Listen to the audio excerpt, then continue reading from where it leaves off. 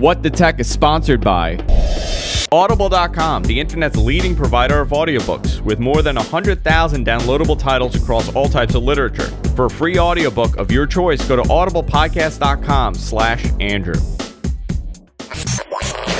What the Tech?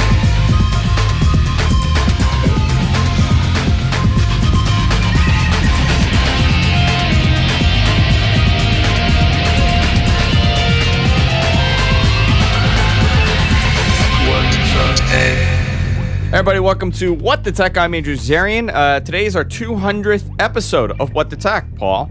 Oh. Congratulations. You mentioned this was coming up to me, and I said something like, I think my initial reaction was right, but I wasn't on the first X number of episodes or something, and I don't know if you ever looked it up. I think it was like you came in at like 79 or 80, yeah. 89, something like that. But you've been here for the majority of the show. So I'm like the Sammy Hagar of What the Tech. Listen, I was never a big fan of Van Hagar, but I'll take it. I mean, it's a possibility. Yeah. Who replaced the original lead singer of AC/DC? Brian Johnson. You're the Brian Johnson of What the Tech. Brian Johnson. I would accept that. Yeah. I thought he did a better job. So, yeah, 200 episodes. Back in Black is better than anything that band made before that. Well, okay. People are going to disagree with that. But I actually like Brian Johnson. 200 episodes we're in. I don't know how people are still watching. There's 210 people in our chat room today, so apparently people are watching. They're joining the chat. They're watching us live. If you're in our chat room, you could change your nickname in our chat room by going to the little settings button on the bottom of the chat room and just hitting change nickname. Makes it easy for us to follow the chat. Paul, before we start our show, there's so much to talk about. I want to do an uninterrupted show. I want to talk about Audible for a little bit. Okay. They've been with us since day one of the show. They've been a big supporter of the GFQ Network and, of course, of What the Tech. And they're offering a phenomenal deal to our audience. audiblepodcast.com/Andrew. Go there, and you get a free audiobook. And Paul is a big Audible fan. I'm a big Audible fan. I actually just downloaded the new Audible app on my phone. I'm one of these weird people that never uses his phone for any kind of, like, entertainment, just for my phone. Like, I'll go Facebook and stuff, but I never watch movies. I never watch podcasts or listen to audiobooks on my phone. I've been using another device to do that. Most likely an iPad or an iPod or the 520 that I got. I just installed Audible on this thing, and it's excellent. It works so well. I was surprised how good it works, and I like it better than the iOS version of Audible on my Android phone. Now, Paul, you have an Audible pick, and what's your pick? Yeah, this is one my friend's been recommending to me for a while as a book, and then his wife actually read it and said, yeah, you got to read this. This is like one of the best books I've ever read, and it's called Endurance, Shackleton's Incredible Voyage, and this is the team that went down to the South Pole, or went down to Antarctica, I should say, to be the first to cross the continent of Antarctica on foot, and then they got caught up in the ice and snow, and their boat got crushed, and history kind of happened, but I'm only a little bit into it. I mean, I know the story, but it's really well told. It's a fascinating story. And there's a lot of little kind of historical tidbits right up front that I had never known about. For example, the day that this boat left England to go make this voyage and to hopefully make history, Britain declared war on Germany, and World War I started. World War I probably started a couple of days earlier, but Britain declared war. And he didn't want to go, and he contacted the Admiralty, and they just sent him a one-word telegram back that said "proceed," and told, basically, get going and do what you got to do. So, a fascinating story, and like I said, this is one of those good Audible books because the narrator is kind of perfect for the book. I'm a history fan, but I don't know that much about World War I. I mean, I know the obvious, why it started, what happened, who won, who was involved, but I really don't know the nitty-gritty of it. Oh, nobody does. It's so convoluted and weird. Like, you have the Ottoman Empire, and it's like all the players are. It sounds on the surface like a lot like World War II. It's like Germany, France, Britain, and it's like no. It's the like you said. It's like these. It's the fading days of these old world kind of European empires. A lot of weird groups or countries, I guess, that have different kind of allies and are forced to kind of go to war, and it's such a bizarre and terrible nobody's around anymore. Like half of those countries don't exist. Yeah. Well, certainly not in the form they were in. Yeah. At the time. Yeah, that's true. Interesting pick. I'm going to check it out. audiblepodcast.com/Andrew. Get a free audiobook and let them know that we sent you. We're friends with the guys at Audible, and we support. We're so happy about them supporting the show because they've been with us forever at this point. And they continue to support us, much like you, the audience. I don't know about I'm supporting it. I gave up halfway through. Paul's just showing up at this point. Just showing up. We don't care anymore. So, Paul, let's talk about the big news. This rumor came out. I think it came out last week when we were doing the show. Was the name being put out, or like right around that time? The Microsoft CEO name. Yeah. I mean, he's always been a leading candidate, and he's certainly always been the leading internal candidate. And I think once it was very clear that Alan Mulally was not going to be the next CEO of Microsoft, he became sort of the But was he a serious contender for the CEO position? Because I never imagined he would leave Ford for Microsoft. Alan Mulally. No, Yeah. Well, we don't know right now. As of right now, we don't know. My suspicion is because of the way that went down and the amount of time it took, and the fact that Ford's board actually publicly called on him to make clear his intentions, and then he didn't for over a month, that yes, he was in fact a serious contender. And I think things were on hold while that got sorted out. I mean, obviously Mulally wasn't an ideal candidate in some ways, but I mean, he was the name, right? Like he was the cool name that people liked for the headline. Yeah, I mean, when Steve, the first thing almost that came out of my mouth when Steve Ballmer announced he was going to leave was, I didn't say Microsoft should hire Alan Mulally. I said Microsoft needs a guy like Alan Mulally. And then I thought, wait a minute, he's friends with Steve Ballmer. I wonder, is this even possible? And it's one of those things, I think the more you look into it, a decade earlier, or if he had been a decade younger, I guess, that might have made more sense. It might have made a lot of sense, but it didn't happen. I mean, Microsoft is an institution. They have a very specific culture within the company that they all follow, and they have a specific mindset. So for me to kind of look at an outsider to come in, it really doesn't make as much sense as you hire from within someone that is in that environment for, a long period of time. Yes and no. I mean, the one thing I would say to that is that one of the interesting side stories to this CEO ascension that just occurred, and actually I think the side stories here are in some ways more interesting than him being CEO, is that Bill Gates, contrary to every public statement he's ever made, is going to come back to more of a daily role at Microsoft and is going to devote more time at Microsoft and will be a special advisor to the CEO. I think his actual title is technology advisor. Now, I don't want to talk too much about Alan Mulally, but if you consider any outsider coming into Microsoft and how awful that could be for that person, it's not hard to imagine Bill Gates doing the same exact thing for that person in a way, is a way to ease the transition. And so it's not impossible that someone could have done it. Frankly, I think that this situation where someone is kind of there next to him a little bit, it's kind of a strange thing to say, like you need handholding, but we've talked a lot about how big and complex Microsoft is. It makes sense, assuming Bill Gates is capable and willing, which he apparently is. I mean, there's a major shakeup all across the board, but with Satya Nadella, this is a guy on the enterprise side, and he's on a side that's been doing tremendous business for Microsoft. Yes. Very successful business. He's a guy that's been with them for 22 years and understands how the company works. Yep. Are there any other names coming out saying, like, who else was being considered from within, or was it a unanimous? According to them, it was a unanimous decision. This is the guy that they wanted, and this is who was going to do it. But I'm curious to know if there were any other names. Yeah, I mean, we both are. They're almost certainly never going to admit to that. This was done solely by Microsoft's board. I mean, the chances of that leaking out are slim to none. So I don't think so. I found the very comment. I think John Thompson said something I'm not going to get this exactly right, but he said, he was our first and unanimous choice. Yeah. And I thought, that's probably not true. But and it's weird that they have to tell you. So, they have to make sure that there was nobody else being considered for the stockholders, obviously.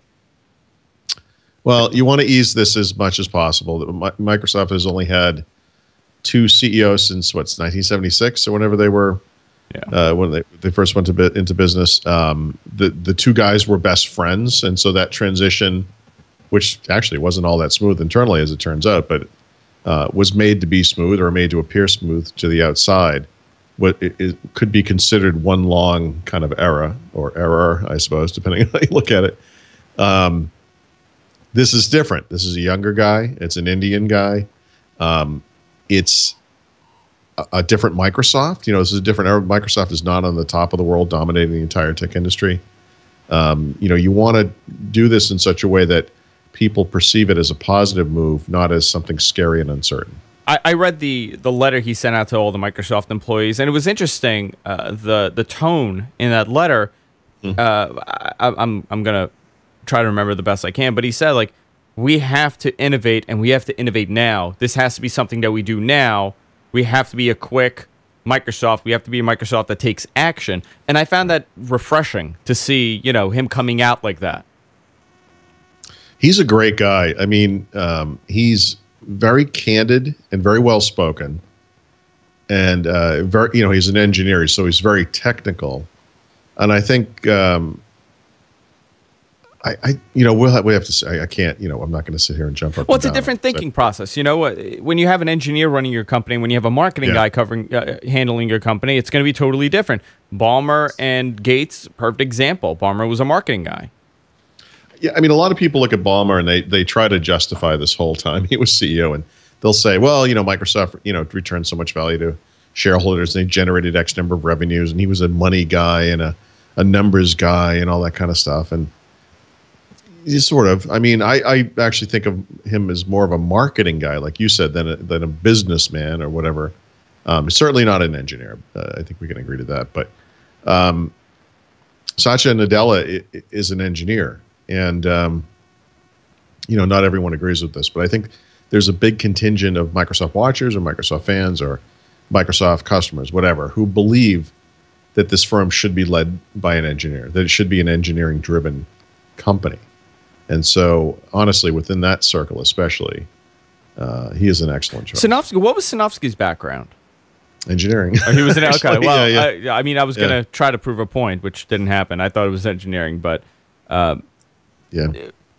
Isn't it interesting because 2 years ago we probably would have been talking about how he was the new CEO of the company? There was a time when I was convinced that he would be the next CEO and that he was the right choice. And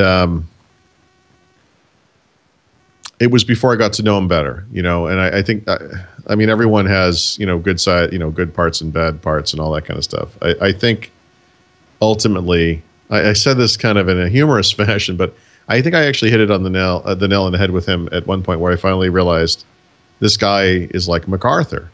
He's the right person in MacArthur's case, to wage World War II. But when Korea happens, eventually that guy's going to want to nuke China, and then you have to pull him out of there because he's insane. And I made that crack about Sinofsky. It's actually really funny. Which ended up being one of the few really prescient things I ever said. Because, he was the right guy to turn around Windows with Windows 7. Then he went crazy and he did Windows 8 in a very one-sided fashion. But the turnaround with Windows 7, Paul, it obviously there was going to be a turnaround. Yep. Right? No matter what they put out after Vista, it would have been a turnaround because the PR would not have been there. That negative stigma with the operating system would not have been there. They could have put out the same exact thing and said, well, technically they did, right? A lighter version of Vista. Yep. And it has a reputation even now, years later. Yeah. No, and absolutely, that was something I came to later on. It occurred to me because you're convinced this guy is doing a great job. He did Windows 7. It was the most successful version of Windows ever made. He must know what he's doing, right? He has a plan. And you hear these early stories about Windows 8 about how, whether they're apocryphal or not, where he had gone to CES whatever year, and all of the screens had fingerprints on them because everyone was touching the screens. And he thought, this is what people do. When he called his lieutenants, Jensen Harris and Julie Larson Green and whoever else, and said, you got to come down to Vegas right now. You got to look at this. And that was kind of the genesis of Windows 8. And of course, this story is designed to prove, or at least suggest, that Microsoft was on board multi-touch computing before the iPad shipped. Sure. Yada, yada. But, sure. I think we can all agree that this didn't go as well as they wanted. So. I mean, I've read a lot of arguments on why the new CEO for Microsoft is not the right guy. And one of the most ridiculous ones that I read was that he may not be in touch with what the consumer wants because he's an enterprise guy. Yeah. Well, I understand. Where that comes from. It's valid, but not really. Yeah. I don't know. It's kind of hard to say. It's fair to say that he has not led a division at the company that was devoted to or largely focused on consumer goods and so forth. But we'll have to wait and see. Microsoft is a big company, and the CEO's job is not to micromanage the entire company. It's to put the right people in the right places and make sure they make the right decisions, to back the big bets, and to take credit when things go right, and to take the blame when stuff goes wrong. And we'll see. As of right now, they're on the same path they've always been on, or have been on for the past year and a half, let's say. And, that means devices and services. It means they're doing Surface. They're buying Nokia. They're going to have Lumia. They're still doing Windows 8/whatever, and then Windows 9. They will probably combine Windows Phone with Windows RT and whatever, and they're still going forward with this. And so we'll see. I don't know. It's not possible to prejudge him. It's not a Minority Report. We'll have to see what he does. So the other big story is that Bill Gates is stepping down as the chairman of the board, being replaced by Thompson. Not surprised because there was some rumors coming out. Why that move? I'm curious on why Bill Gates is stepping down from that position. All the Bill Gates stuff to me is about perception, right? So it's a new Microsoft. Is that what they're trying to do? It's about this balance, because on the one hand you have these people who say we need someone to come in from the outside and independently assess what's going on in this company and get rid of the stuff that doesn't make sense and really push the stuff that does make sense. But that person can't do that if Bill Gates and Steve Ballmer are pulling the strings, like the puppet masters from the board. And on the other hand, you've got these people who say, oh man, I really wish Bill Gates had never stepped down. Everything was great when he was CEO. If only he could be more involved with the day-to-day at Microsoft, that would solve all of our problems. We don't need a marketing guy like Alan Mulally, actually, or Steve Ballmer. We need an engineer. And so you bring in the engineer, but how do you appease the other guys? One of the ways is to get him off the board. Actually, he's not off the board. To get him out of the chairman position. Bring him in to the CEO office on a kind of a third-time basis, or whatever we call it, 1/3 time, and install him as kind of a technical advisor. Because the perception is that Bill Gates did a great job at that stuff. I actually don't think that's true, whatever that's worth. But Bill Gates did a great job at that stuff when? A long time ago. Yeah. And actually, like I said, I don't think he did that great of a job. I think Bill Gates benefited from some timing type things, and was in fact a better businessman than he was a technologist. What would you say? That Steve Ballmer didn't benefit from some timing things. Well, do you think that Ballmer was a better technologist than Bill Gates? No. No. But in assessing Ballmer's tenure as CEO, months ago, I went back and looked it up. I looked up, what really happened here. How do we judge this guy? And ultimately, my own opinion is that the Ballmer years were inevitable and were not his fault. That this was going to happen anyway. That this company that had been going up and up and up was going to have to plateau and probably fall down, and that there was nothing they could really do about it. The types of changes that have occurred in this industry that honestly, in many ways, were just triggered by Apple. The smartphone as we know it today, multi-touch based smartphones, and this new kind of media tablet market, which was touched off by the iPad, could not have come from Microsoft. There was no person who would have come into Microsoft to make that happen. Yeah. Because if you had suggested to Microsoft that we need to stop emphasizing Windows and focus on tablets. We need to stop emphasizing PCs and focus on phones. 10 years ago or 8 years ago, whatever, that person would have been laughed out of that office. It was not possible for the Microsoft of 10 years ago to make these changes. It's not Steve Ballmer's fault. It's a legacy of the company's history. Well, and Nadella had an interesting quote. He goes, our industry does not respect tradition, it respects innovation. Yeah. I mean, if I'm going to read... We can respect it, but there's not much you can do about, with history. It's just history. I mean, to me, when I read that, I'm like, ooh, that says something interesting about Microsoft and legacy. Well, Microsoft is a company that has done a tremendous job with older businesses and not so tremendous of a job with some newer businesses, right? I mean, there are actually kind of newer Microsoft businesses that are big businesses that people don't really know much about. So where are people going? Where's the enterprise market headed if they're not going with Microsoft? Well, the enterprise market is going with Microsoft. That's the one part of Microsoft that's going gangbusters and is doing well. And in fact, that's where this guy came from. And that's why this guy is potentially such a great choice for CEO, because he took a serious legacy part of the company and moved it to the cloud. But he also did it in a way that his competitors could not do, which was to provide these kind of hybrid solutions where there are going to be some companies that need everything in-house. They want their own data centers or whatever. There are going to be some companies that are newer or more nimble, at least, that want everything in the cloud.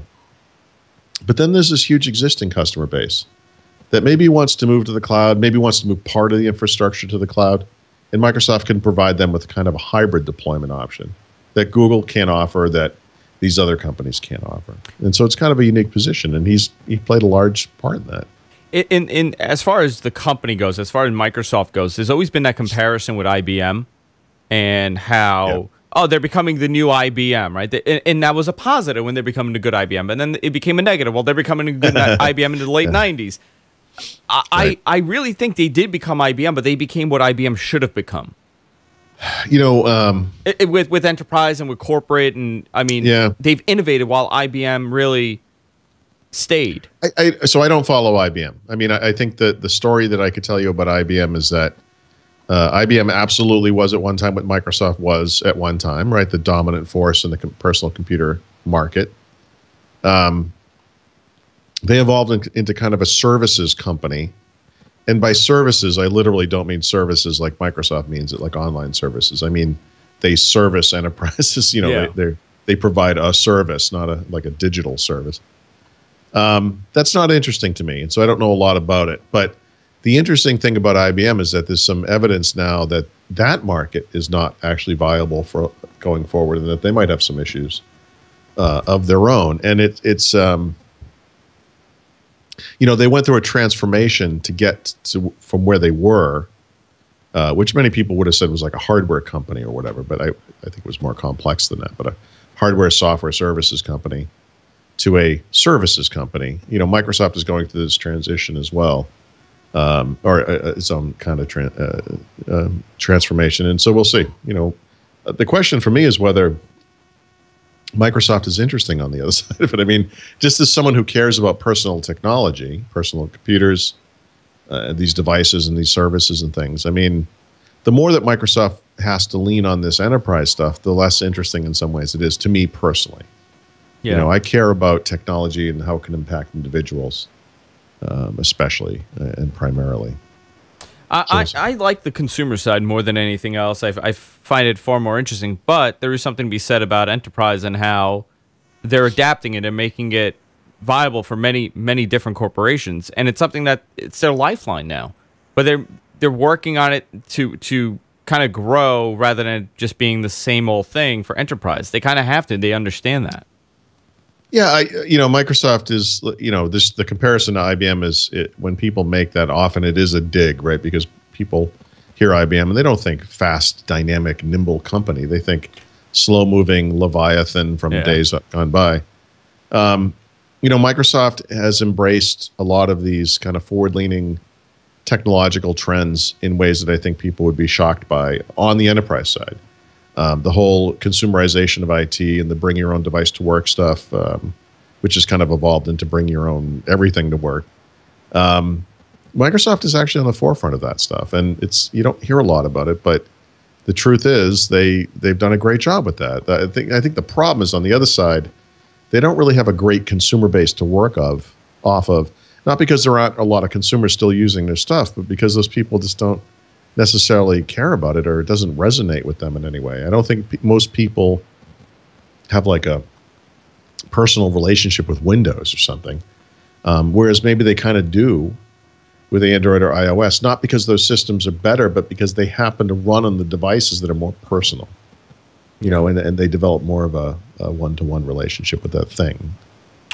Hey, if you guys are watching live, I know that Dailymotion is having some issues. You could switch to Vaughn or JTV or Ustream, and it should clear up the issues. Paul, I got a tweet from a viewer about your little interference issue. Yeah, I saw that. And actually, it makes a lot of sense, doesn't it? Does it? Because it started when you got that new modem. Okay. I mean, so just two sides to this. One is because it's interference. I'm not connected wirelessly, obviously, but this thing is sitting right here. So the theory is that it's throwing off. Yeah, it's giving me cancer, is what you're saying. I think so. And I remember you moved it closer, right? You had moved the router. Well, no, it's here. It's just here. I mean, it's never really moved, but it is new. It's new to my my Xfinity changeover. So I'm trying to remember. It's weird because on the this one has kind of a strange network address. So I think how it works is that even though it's on automatic, it's probably on channel 11.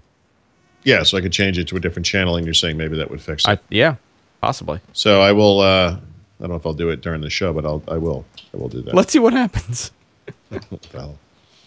Let's see what happens. We'll go black. It's all right. Well, Paul does that. I just got to figure out how to get into it. For some reason, I'm not able to hit it on the. So, Paul, where do you see the influence on the board now? Because obviously, Ballmer's still on the board, still a tremendous shareholder of the company. So is Gates. So, how much influence do they have to the day-to-day of Microsoft, considering they're the biggest shareholders?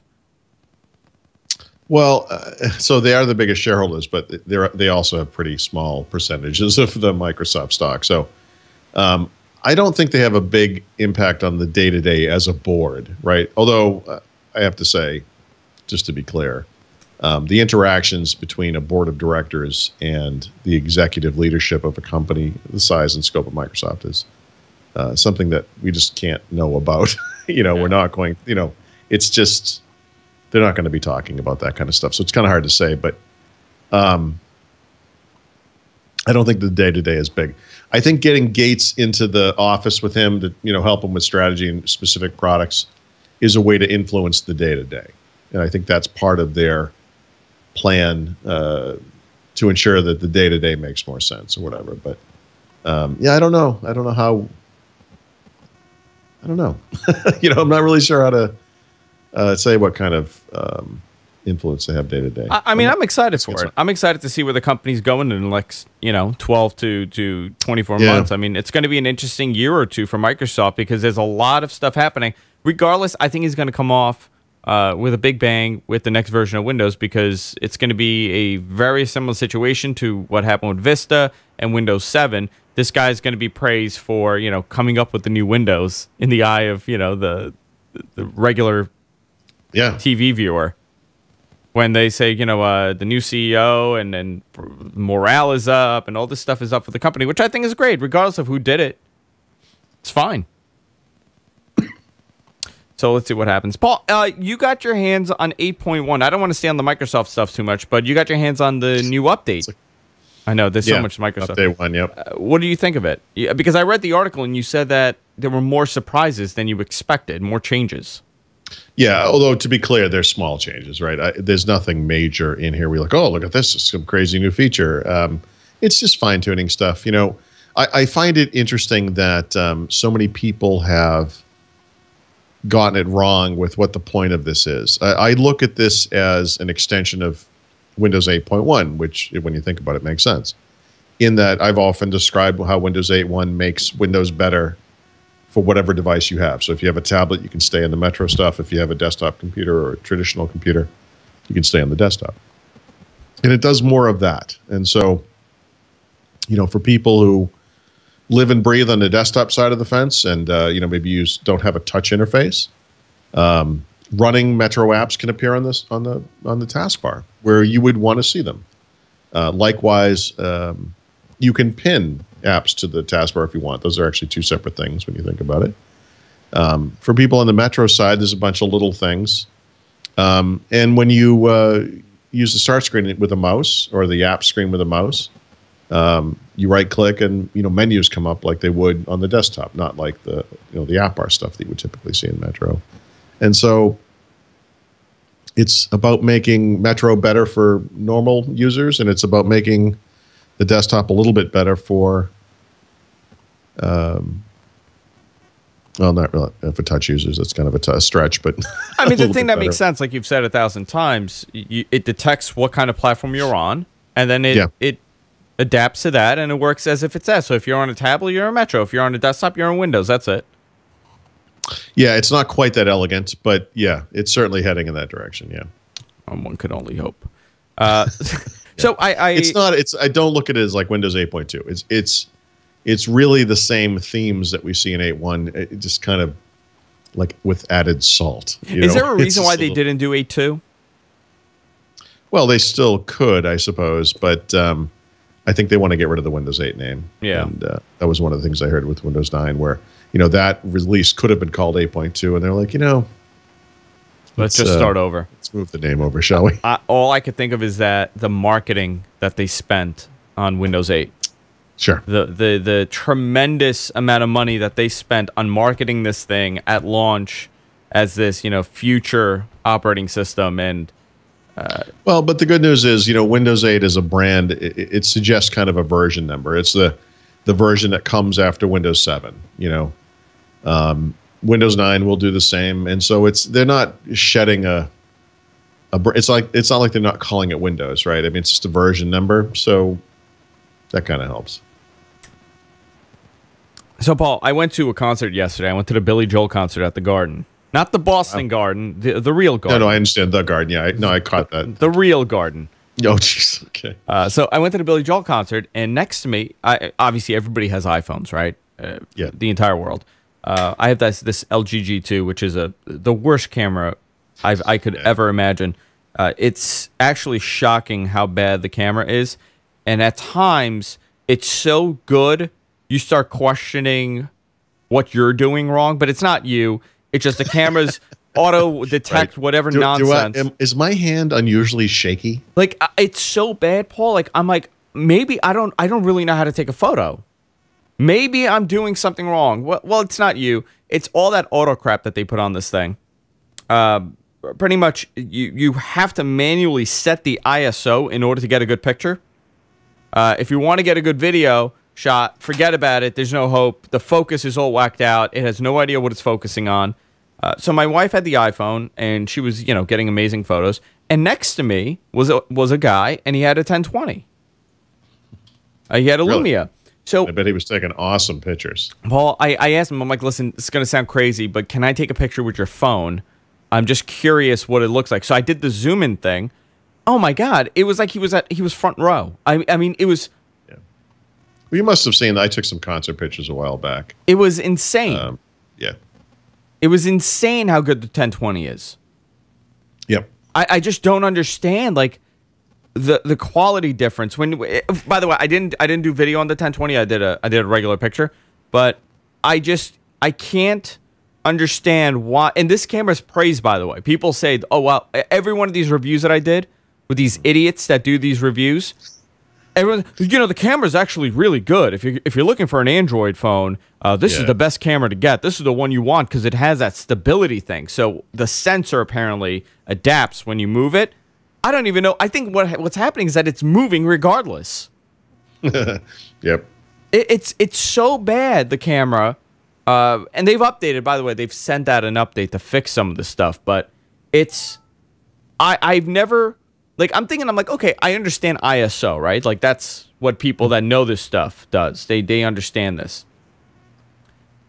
What if I'm like the average person and everything's on auto and I'm trying to take a picture? It's impossible. I have to set the ISO at like 400 in order for it to take a decent photo, which is really dark.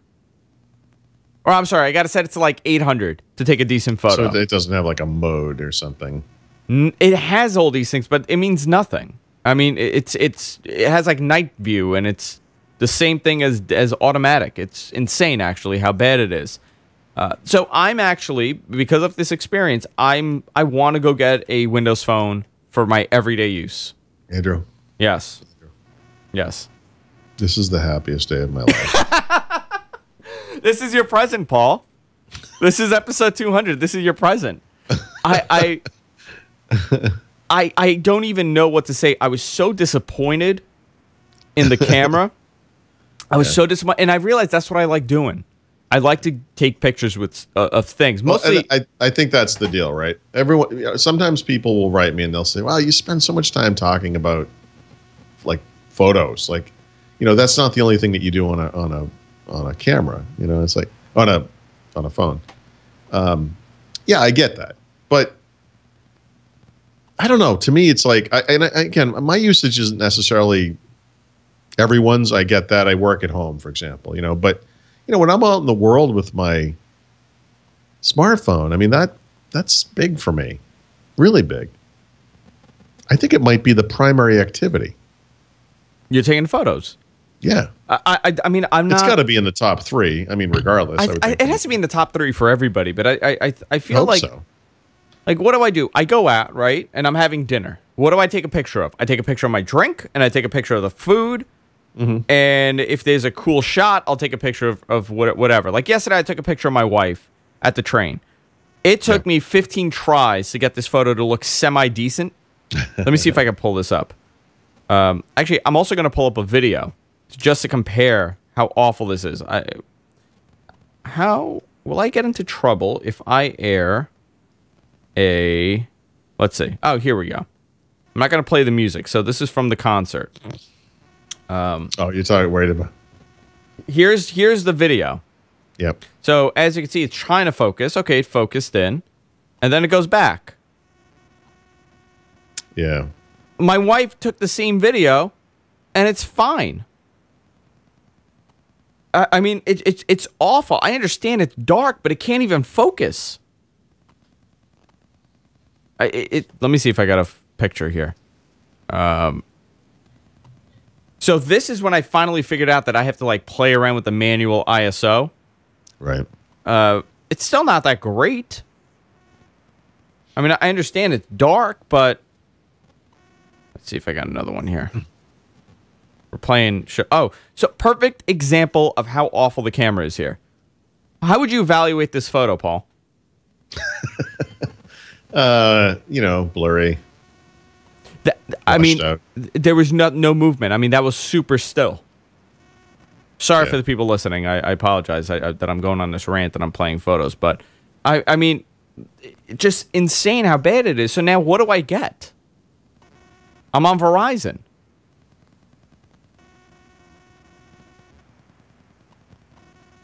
Nothing? Not yet. I mean, so Mobile World Congress is happening in like 2 weeks, less. There'll be lots of announcements there. I would be shocked if Nokia's 929, whatever they're calling it, icon, wasn't announced there.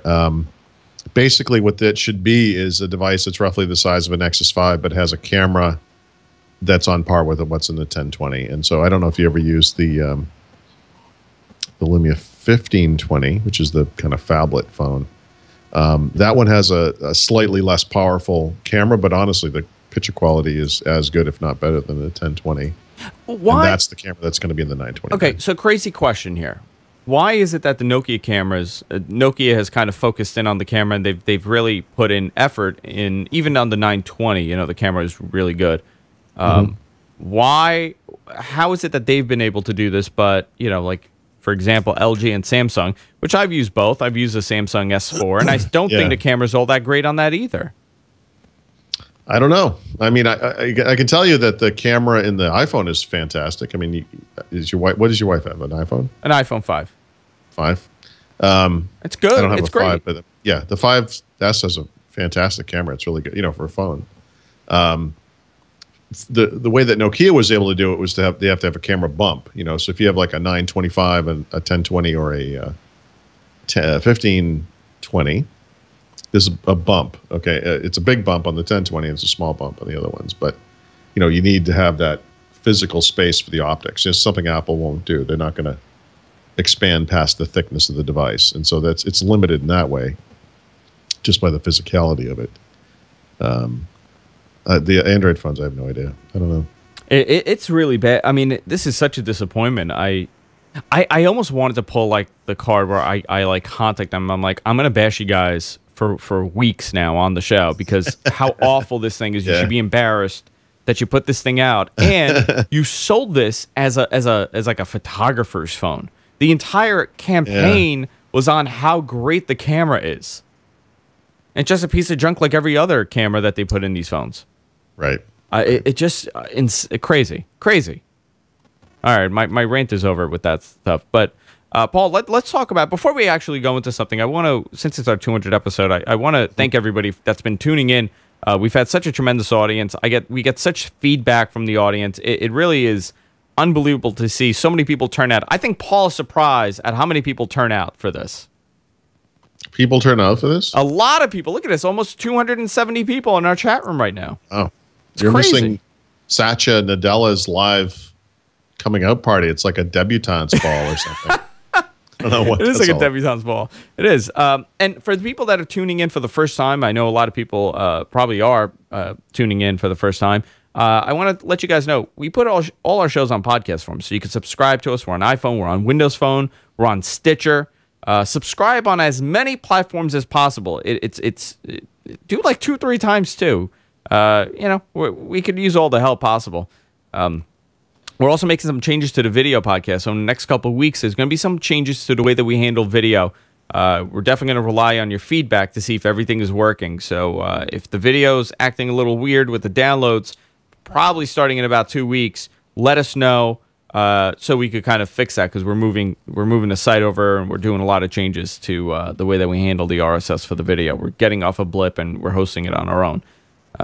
And of course, Paul, I want to thank you for joining me every week and doing this. And, we BS a little bit and we rant and rave about technology. And I've always said the show is like two guys that are into tech sitting at a bar. Yeah. I mean, right. It's just a conversation. Yeah, that's it. We're not reporting the news. I'm not an expert. I'm an enthusiast. I like technology. And sometimes Paul has to put me in my place and say, what are you talking about? Well, With a lot of things, actually, with my taste in television, with my taste in drinks. Alcohol is a tough one, honestly. I had a Pinot Grigio the other night. Yeah.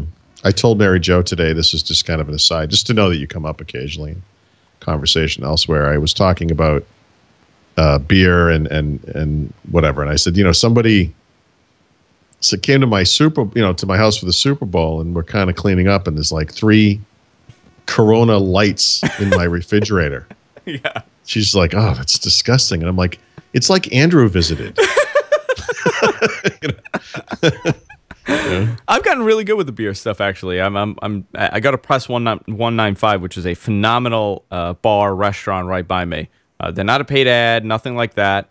And I sit at the bar, and I just, every time they got something new, I drink it, and then I tweet it to MJ, and she'll tell me if she approves or not. I was drinking Sly Fox this week. Sly Fox was my new beer of the week. It's a Pilsner. Okay. Yeah. And then we're going to start a new show here. It's called This Week in Pinot Grigio. We're going to start that here on the GFQ Network. Right. So, Paul, I want to talk to you about Chromecast. Okay. Google announced that they're opening it up to developers. They've opened up the SDK. It's available right now for download. And potentially Chromecast will work on any Android device. I'm sorry, on any Android application. Yeah, where they write to the SDK. They write to the SDK. Yeah. And to me, it's not so much the services like Pandora and Netflix, but it's the gaming that can have can benefit from this. So I think there's all kinds of things that can benefit from this, but because this was one of your complaints early on that it was so close. It was only X amount of applications that were available. Right. I mean, when the thing first shipped, there was almost nothing available, and my initial reaction to it was very negative. And actually, I don't remember when I did this, and I'm not even sure if we ever discussed it. But let's say a week or so ago, I looked at it again, and of course, in the intervening months, many more services have come online, and I tried it with my Android devices. I tried it with iOS, and I still feel like it's a little bit convoluted from a setup perspective compared to, say, a Roku or Apple TV. I still think that the requiring you to use that device as the remote is ridiculous because phones go to sleep. And so you're watching TV or whatever it is, like a movie, the phone rings, you want to pause it, you got to enter your code, you got to, it's crazy like how just simple a little thing like a remote can make the experience so much better. But whatever, honestly, the quality of the video is pretty fantastic. It works well with Google services and with a handful of other services that are, useful to me. It's not horrible. Opening that thing up, there you go. Smart. I mean, I was reading, I almost wrote about it. I feel like, sometimes people get a little burned if I write too much of this stuff, but, Chrome, or I should say Google is obviously a competitive threat to Microsoft. And this stuff is obviously a competitive threat to the living room stuff. And, it's getting better, and this is one of the ways it gets better. What do you think of the Amazon story? We touched on it last week, but do you think it could be a serious competitor when it comes to gaming in the living room with their console? No. You don't think? You think it's not something that could? Can anybody? I'm sure they will, and I don't think they're a serious threat to Roku either. I think that's foolish for them to do that. So who do you think is? Who is what? A serious? Like a secondary console, like the casual gamer's console for the living room. Obviously, it's not going to be. We're not talking about Xbox or PlayStation. Maybe there's no need for this. I mean, gaming is a very personal thing. If you picture four people sitting in a living room, unless they're actual gamers or kids or something, two of them are not going to be playing a game together on a TV. They're going to be playing games alone on tablets or something. Two of them or three of them or four of them can watch TV at the same time. I mean, I think there's just a different way that we consume this kind of content. And obviously, people play video games together. I don't mean to downplay that, pardon the pun. But I don't think it's something that people do regularly. Most adult people. So I don't think there is a market for that, really. Because I always think about what Apple has delayed, what they potentially could have done 2 years ago that they haven't done yet. I was asking a couple of people. I still have yet to do it. I haven't used the AirPlay feature to play a game on my TV. But people say, it's delayed. It's not instant. It's not real time. There's a delay in the way that it works. And obviously that's not going to cut it if you become a console. But to me, I've always tried to understand they have a tremendous platform of games. I mean, thousands, hundreds of thousands potentially that they have. And they're pretty good for what they are. I still consider... But they have to be able to make that transition. Why? But the new experience, right? Yeah, but why has it been difficult for them to make that transition? Why can't you get it to work on the TV? Well, it may be latency, it may be other things, but I can assure you, if this could have been done well, Apple would have already done it. They're not doing it because they're, they just don't feel like it. There's just I don't think it's a good experience. Well, I mean, they've looked at the Apple TV as a hobby, as they've said, and now, I was reading the headlines a couple days ago. Why wouldn't you open it up to app developers and see what happens? I mean, it was many iOS developers would want to be on this platform. There just probably isn't too much value to it. Well, that was going to be my point. I don't think they can make a lot of money from it, so they don't care to further develop it. They'll probably do it, but players are all there, right? I don't know. The Chromecast is $30, and so there's kind of a pioneer spirit there. And when you open something like that up, you're going to attract a certain audience, and that will be interesting. And it'll be weird, and it will be kind of Wild West, and there'll be a lot of semi-unprofessional stuff and all that kind of stuff. But why not control it a little bit more than you're controlling, like let's say with gaming, right? Forget about Android. Android I consider the Wild West. But to kind of go back to Apple TV, Why not control the games that are coming on? Open it up to developers, but open it up to certain developers that you know could put out a quality product. I don't. Because the problem with an Apple TV is that the thing kind of sits there. People are upgrading their devices on a fairly regular basis, and you can kind of move it forward. I think there's a different vibe in the living room. I mean, obviously, there are some Apple guys who would buy every single thing this company puts out regardless, but I don't know. I just don't think this is a viable thing. It's like when's one of these things going to take off in the living room? Maybe never. Maybe that's the problem. It's just a different kind of a thing. I mean, potentially, I was reading this article, and I have two younger brothers that could kind of validate this. The concept of getting your entertainment in the living room does not exist to my brothers. Yeah. They don't. I have never seen my two younger brothers sit in the living room and watch TV. I've never seen them sit in the living room and play a video game. You know where they play the video games? On their computer. You know where they're watching their stuff? Yeah. On their tablets or on their computer. They don't need televisions. They don't need cable. They don't care for that stuff. They're consuming everything online. They have Netflix and they have a Roku. I actually do think they use the Roku more than anything else, which is astonishing to me because they don't really watch television, but they watch stuff on Roku, which I would never imagine that they would watch. I don't think the younger generation cares to the extent that we kind of would to have everything on the big screen TV in front of us. Honestly, I sometimes think that we spend a lot of time trying to do this stuff, and then we finally get it, and we realize, what was the point of it all?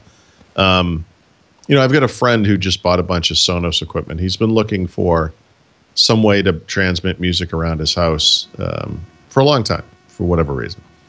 And he spent thousands of dollars on this junk. He's got speakers and he did the whole setup. Yeah. Yeah, and I have a friend that did it. It cost him about $3,500 to do it. Right. So here's the thing. Like, this guy doesn't have good taste in music, period. He's terrible. What is he listening to? I can't even tell you because it's just stuff. It's nothing mainstream. Or is it like 80s freestyle? No, it's just terrible stuff. So I don't understand. Like, I mean, I know enough about him to know he's not home every night cranking the music in every room of his house, cooking dinner and listening to music. So I would imagine, I know they like to entertain and they have people over, and so now we all have to listen to his crappy music in every room of the house now. And it's like, why? What happened here? I mean, was it really necessary for this to be piped into all of the rooms? Like, there's no place I can go now to get away from this. It's become an intercom for shitty music. Yeah, it's like it's kind of a weird. It's kind of weird, It's like the time you spend managing this music collection like your whole life, and then you realize I don't listen to any of this really, and why was this so important? Like I think you just said something about someone with Roku. My wife and I will walk in the living room at night and we'll watch a show or two. Sometimes it's on cable, like a recorded thing. Sometimes it's on demand. Sometimes it's on Roku. And that's pretty much the extent of it. And the whole surrounding stuff that goes around it doesn't matter. It's just you start the thing and you play it, you pause it occasionally to get a drink or something, and that's the whole experience. There's not a lot going on there. So I think overthinking this stuff is pointless because really, TV watching is a passive experience. You just detuning from the day, really. At least I am. I mean, how much television are you consuming daily? Not much. I mean, my wife and I watch a half an hour of TV at lunchtime. We work at home, and so we'll watch like a half-hour recorded show or half of an hour-long show, and then at night I would say we probably watch an hour and sometimes 2 hours. Depending like a show or two. Are you watching cable though, or are you watching Roku or Netflix or? Yeah, it's a little bit of both. Netflix on Roku or Amazon. We have some recorded shows, but not many. It's nutty. I mean, it really the amount that we're paying for about an hour a day. Yeah, of TV. Right. And then like God, if I could just figure out some way to get this in multiple rooms in my house at the same time for some reason, like I just don't. I don't know. It's like a timeshare that you never use. Well, yeah, it's not. It's weird what we like, kind of stress over or spend time on. It's fascinating. So I'm thinking about returning that Apple TV. Really? I'm not. I've used it twice, and I hate it. Amazed by this. I absolutely hate it, and I think Google TV is 1,000 times better. I don't care what anyone says. Right. I don't care. Before we wrap up, I did want to talk about the Apple story. I want to get your opinion on this because there was a story that came out that said the iWatch could trigger sales up to $17.5 billion. Right. What do you think of this? It was a Morgan Stanley analyst that said that. Mm-hmm. In the first 12 months, by the way. First 12 months that they could generate $17.5 billion on an iWatch, assuming the price is going to be at $299. I was just curious if you think that's a valid number. I mean, I have no opinion on the number. I mean, I'm amused. I've been tweeting about this lately. Like, we are just accepting that Apple has a watch. They're not selling a watch. No one's ever actually seen the watch. They never commented on the watch. But now we can use this as the basis for other stories. I don't know. I don't actually think. Actually, I shouldn't even say that. I was going to say I don't think Apple can turn a watch into a viable new business because we're talking about Apple here. I suppose it's possible. This company does seem to have a weird habit of doing this kind of thing, but I don't know. I just don't see. I've used this, like, I have a Fitbit now. I used to use a Nike Fuel Band. They have a watch on them, so you get that kind of thing. Certainly, there's an online services integration bit going on here. There's been some rumors about Apple wanting to get into the health stuff, and that would make some sense to me. I think, them doing a Fitbit type thing, or have Fitbit-like functionality be part of a smarter device that we might call a watch that, has notifications and integrates with your phone and all that kind of stuff. I guess. I mean, but ultimately, what you're talking about there is an accessory, really, right? It's not a standalone device necessarily, nor is it necessarily as so obviously necessary as an iPhone is. I mean, a lot of people complain about my initial reaction to the iPad in 2010, but my initial reaction to the iPhone in 2007 was quite different. That was clearly revolutionary.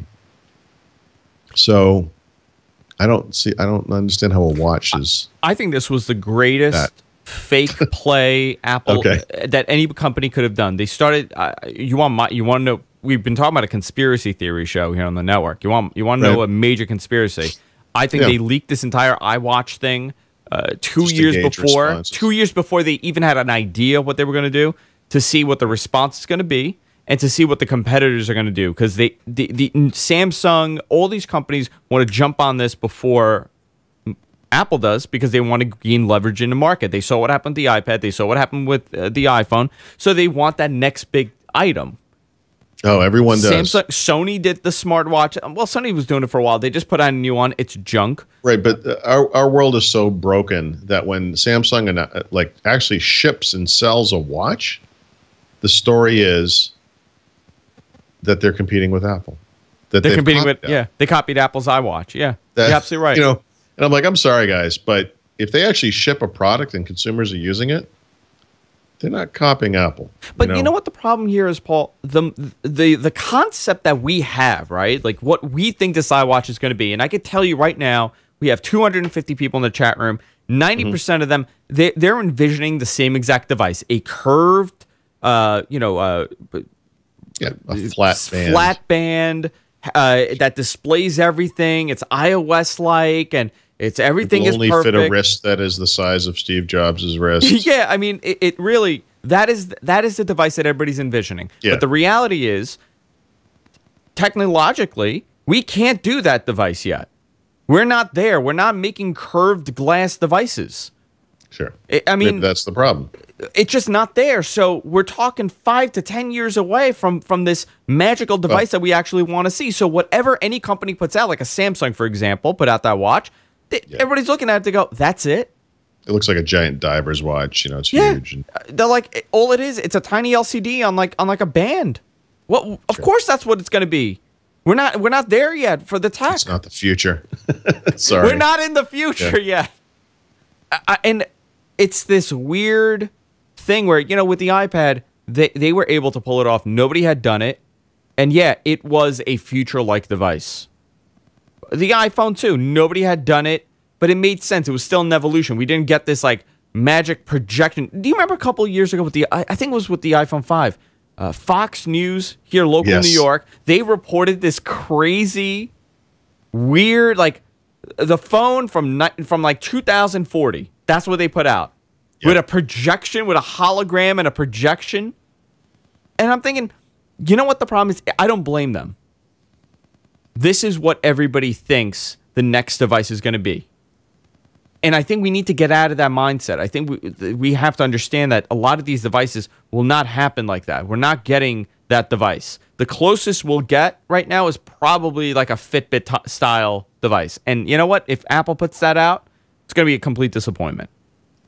Yeah, and it's actually probably ironic that some of the company's biggest fans are the ones responsible for these kind of fake PR bits, that like this is what a next iPhone will look like, and it's like, nope. Or this is what the iWatch will look like, and then it comes out and it's kind of pedestrian compared to this future vision that they had. But that's it's the weirdness of Apple's. I mean, I like how in this article they're saying it's going to be a $17.5 billion revenue industry in the first 12 months if it's priced at $299. Well, what device are we talking about? What are we selling? Every morning I get up and I read the New York Times, and they'll write I'm trying to see if I can find one. They wrote a thing about batteries the other day, which, depending on the edition you read, actually had the word Apple in the headline. But let me see if I can find it. Yeah, I can't find it now, but it included all this kind of stuff about, well, Apple is known to be working on a watch, and they're working on this kind of technology, and they're doing this, and they're going to have super thin, bendable, blah, blah, blah. And it's like, whoa, hold on a second. You have just presented a bunch of stuff as if they are facts. What are you talking about? And it's like they kind of bend over backwards to kiss up to Apple without even stopping to wonder for a second if any of this stuff is true. Yeah. I don't think they care. Hellcat in our chat does say the LG G Flex has a curved screen. Absolutely, and I'm getting that in next couple days to review. AT&T is sending it to me. I've actually rebuilt my relationship with AT&T after the fallout that we had from that HTC phone. I pretty much called them out on not sending me units because I gave a honest review of that awful phone. See what happens when you're honest? I do. I see. Yeah. You see what happens? You get blackballed in this industry. Yep. I feel like I'm like a boxer from like the 1920s that won't work with the main promoter anymore. I'm blackballed. I have to go wrestle in like Bulgaria. McCarthy's calling. He's got some hearings you need to attend. Yeah. Paul, before we wrap up, a couple more things I want to talk about, and I really want to get your opinion on this. But before I go into the next story, I do want to thank everybody again for tuning in, our 200th episode. If you want to continue supporting the GFQ network, if you want to support What the Tech, you could do so by using our Amazon affiliate link. I just sent Paul a $7 wire the other day. It's a USB cable, and I did it with our Amazon affiliate program, which you guys support and you guys buy stuff with.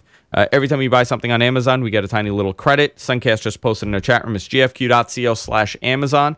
gfq.co/Amazon, and we could do these upgrades. So whenever we need to get a new wire or new cameras or whatever, robots, we want this entire studio automated with robots, we could do so by using the Amazon credits that we build up in our affiliate program. Again, I want to thank you guys for using it, gfq.co/Amazon, and just, click on it whenever you're ready. Just buy something. Paul got $7 worth. You know how many copies of The Walking Dead people bought on Amazon for us to pay for that cable? I could actually do the math. I get about like 30 cents on each episode. So quite a few. That many. Paul, Facebook turned 10 today. Dude. 10-year anniversary of Facebook. Before we wrap up. I looked at that paper app, by the way. How do you like it? I saw that you were positive about it. You actually liked it. I like it a lot. I haven't tried it yet. I think that's going to be Facebook. I think that becomes Facebook. So what is it like? Tell me. I haven't used it. Well, it kind of presents things as stories, and so it's obviously like a screen, smartphone screen. So the top is a photo and whatever the thing is, and in the bottom these kind of cards, and you can flip through them, and those are the other things that would be in your timeline. And if you tap on the big one, it goes full screen, and you can see whatever all of it is. You can respond, like it or comment and so forth. You can swipe in all the different directions. You can come in and out and go left, right, and so forth. And it's kind of like Facebook rethought for these kinds of devices. From the ground up is kind of a new thing, and obviously it doesn't have every single thing that's in Facebook. And maybe it never will. I don't know, but it's really just about seeing what's going on in your world, if you will. Yeah. I think it's a nice app. It's pretty. Yeah, I saw some screenshots. I got to play around with it. Is it on Android yet? Because I don't see it in the App Store. No, it's just iOS. So crazy. Yeah. But Facebook did turn 10, and the bigger story is the impact it has had on society and the way that we communicate and with the way that we distribute information and the way that we consume information. For many people, they're not going to CNN. They're not going to Fox. They're not going to whatever. They're on Facebook all day, and that's their source of information. Also, it's been a tremendous change as far as communicating with people. When this thing came out in 2004, was I out of school at that point? I can't remember. I didn't get it immediately, but I got it later on. And, I mean, to me, I thought it was stupid. And then I got it, like, in 2009. It really clicked. I'm like, wow, this is actually really cool. You can kind of keep tabs on everybody. You can keep in touch with everybody. It's really changed. If you look at it, it's become part of our lives where, what do? You wake up in the morning and you check your Facebook for many people. That's what they do. I do think that it has become a part of society. I just don't know if the impact is totally positive, and what's the negative of this? Are we consuming way too much information? Are we keeping tabs on way too many people? And are we providing people way too many personal stuff? Yeah, I mean, I sort of reevaluate my Facebook usage as I reevaluate my usage of any technology. I mean, I think you can and I do go overboard with things like, here's what I'm having for dinner type posts. I've sort of tried to keep those to I'm not eating like, macaroni at home, like this is some event to dinner or something. But, you got to wonder. I mean, there's a weirdness to that. But I think the underlying strength of Facebook is that it lets you keep in touch with people you don't get to see regularly. And it is very successful at that. Today, yesterday, the day before, basically every day, I've interacted with people that are related to me or friends of mine that live on the other side of the country or wherever. I don't see them. And so they post pictures and we interact. And I'm sorry, but that's amazing and it's special and it's useful. And I think that Facebook always has a role for that very reason. I think it's important.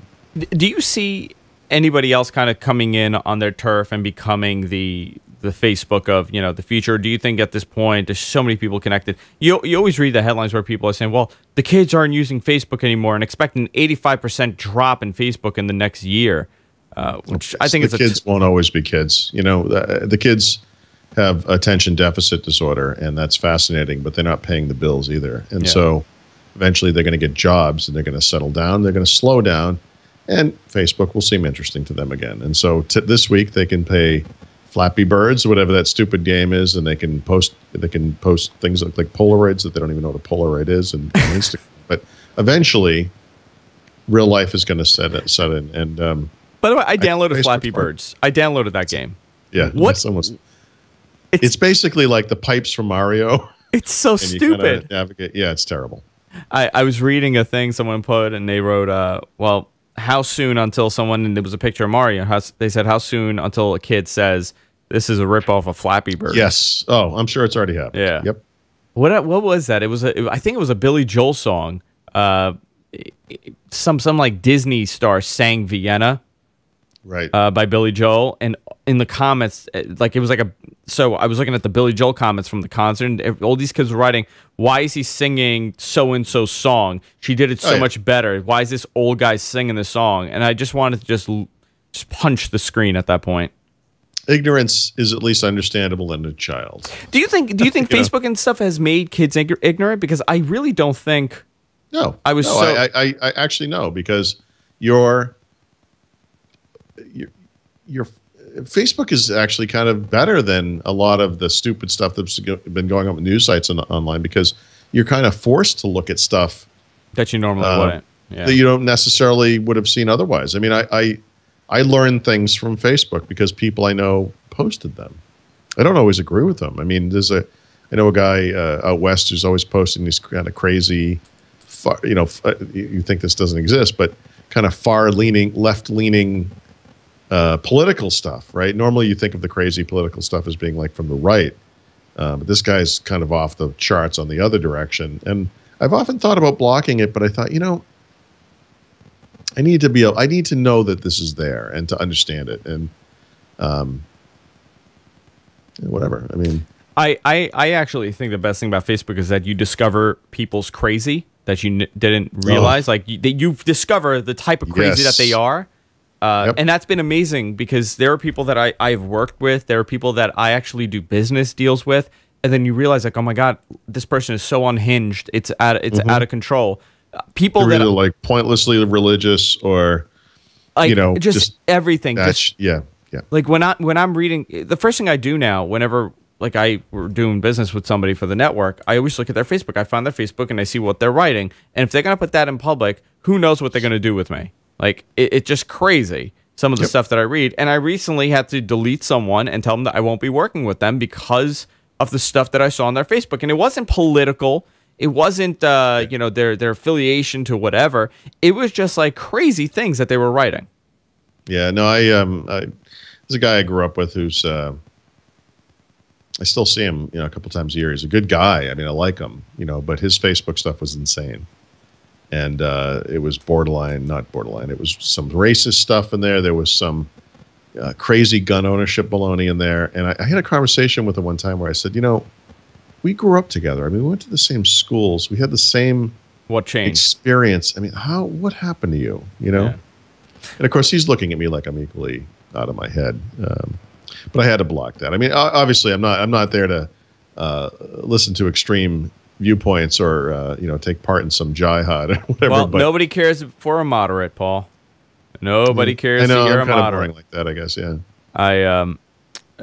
One of my friends, she recently became a vegan, and you know what? I'm all for it. I know many people that have become vegans. I envy them that they have the ability to do this. Wow. I can't, even if I wanted to. I have no self-control. I haven't had a drink in 3 days, and that's a huge accomplishment for me, Paul. Huge. Which I'm going to finish off by saying I will probably have a drink tonight. But she became a vegan. I was a vegan for 5 days. That's besides the point, Vicky, in our chat room. That was a huge thing here. I became a vegan for 5 days. But she became a vegan, and now her entire newsfeed is animals being killed. And how awful we are to do this. Like, it just, the factories and stuff. So I took them out. I unfollowed them. You could do that on Facebook now. I no longer need to see it. Amazing. Makes me so happy. So 10 years Facebook, we now have found out how crazy people are. And that's great. I mean, that's all I've learned in the last 10 years on how unstable all my friends are. And you know what? They probably think the same about me. So here's to it. All right, Paul. Time to wrap it up. WinSuperside.com, all things Paul Thurrott. You can follow Paul on Twitter at Thurrott. And you can follow me on Twitter at Andrew Zarian. I'm always looking for new friends because I'm alone in this world. WinSuperside.com. Also, Paul, tomorrow, Windows Weekly, which should be a great episode. You and Mary Jo Foley will be discussing everything that has to do with Microsoft, Windows, technology, and I'm sure there's going to be a lot to talk about with the recent shakeup at Microsoft. I'm excited for it, Paul. I'll be listening. It's 2 o'clock still, right? Yes. Yep. 2 o'clock.